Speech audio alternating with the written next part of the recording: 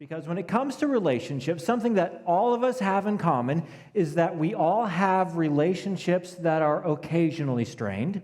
We all have relationships that are constantly strained, and we all have relationships that are completely broken.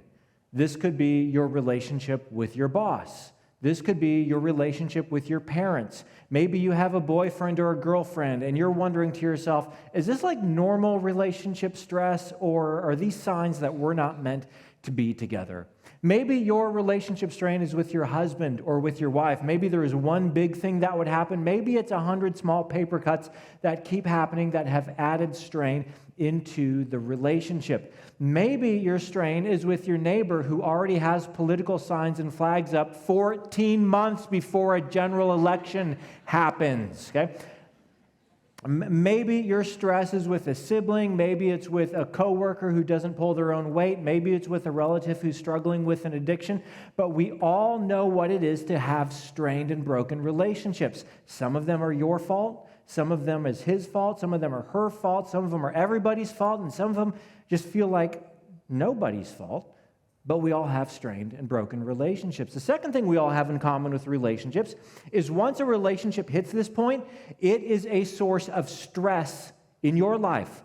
You show me one of your strained relationships, I will show you a source of stress in your life. Now, the amount of stress is proportionate to the intimacy or the proximity of the relationship. A coworker you see 5 times a week is one kind of stress. Someone who lives under your roof is another kind of stress. Okay, so the amount of stress you have is related to how close this person is in your life.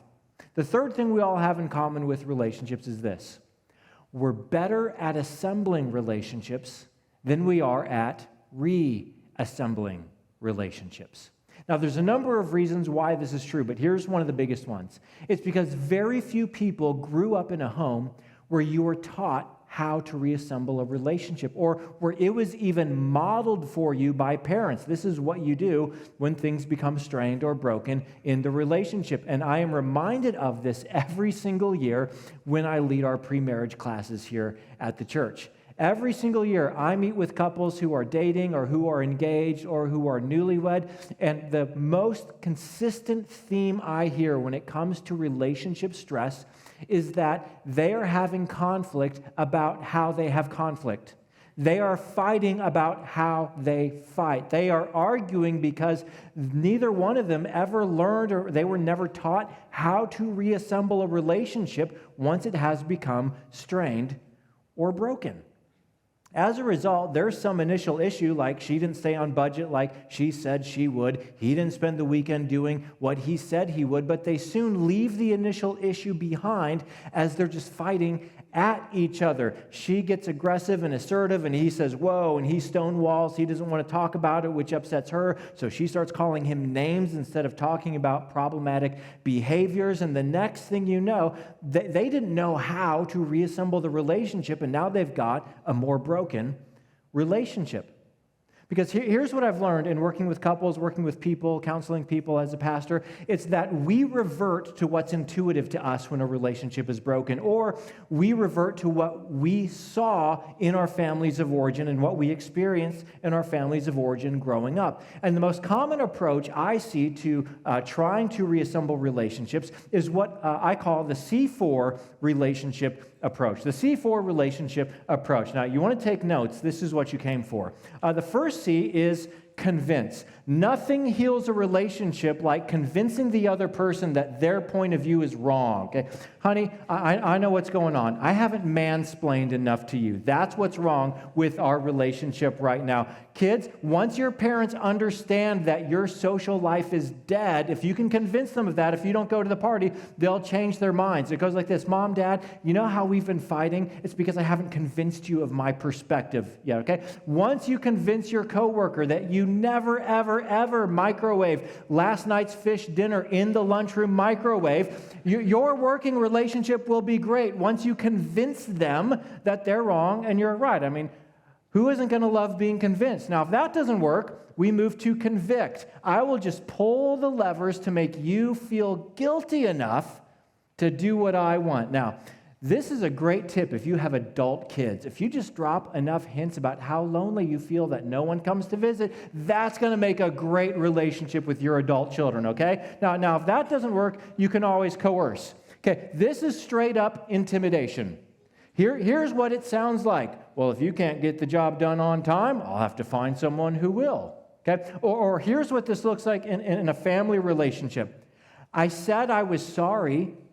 Why are you still mad at me? Well, I feel you don't love me if you can't forgive me, okay? That's just coercion. We're just using intimidation or threats in order to get people to behave how we want them to behave. And if nothing else, just try and control them. Give enough disapproving looks so that you can just get their behavior right. Now, this is the C4 relationship approach. And you're thinking to yourself, are you sure this works? I don't know if it's going to bring the relationship back together. Well, I understand your skepticism, so we decided to have some people give testimonials on the impact this has had in their own relational lives. Let's take a look.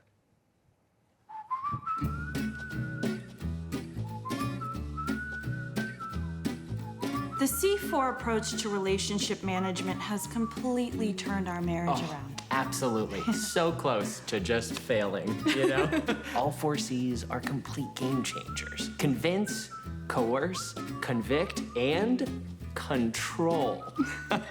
If there was a 5th C, it'd be cool. 6 months ago, I was gonna take a week and a half off from my wedding and honeymoon. The day before I headed out to the resort, Lisa told me that she needed a pitch deck done in a day and a half. And what did I say? You said, looks like you'll need to postpone that wedding.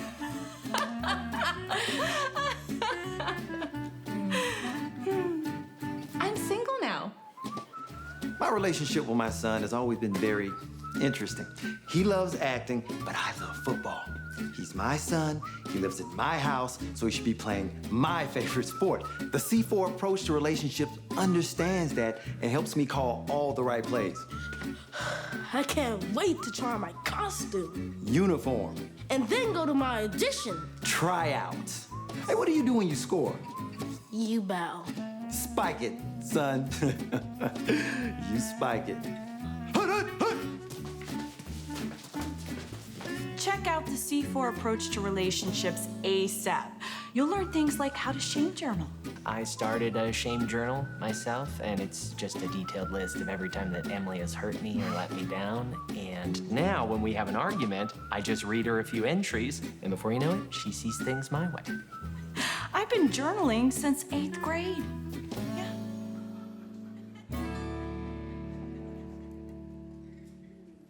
Now, you're laughing because this doesn't work. I mean, does it bring your relationship closer when someone spends their energy just trying to convict you or convince you that they're right and you're wrong? Of course not.